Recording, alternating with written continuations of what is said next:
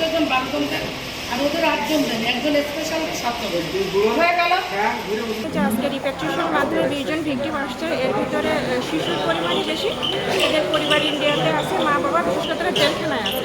এখন আমরা এদেরকে জিডির মাধ্যমে নিয়ে আমাদের যে শেল্টার হোম আছে প্রশান্তিনীরা যশোরে, ওখানে ওদেরকে রাখবো। ওখানে ওদের নিরাপদ বাসস্থান, খাবার, চিকিৎসা, পোশাক, বিনোদন এগুলো নিশ্চিত করবো।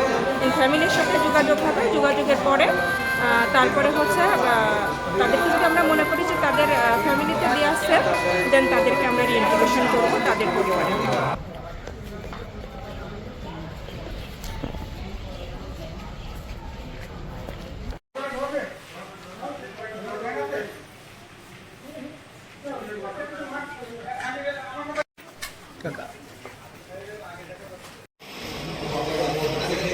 এখন আমি কথা একটা বড় আমি প্রাইভেট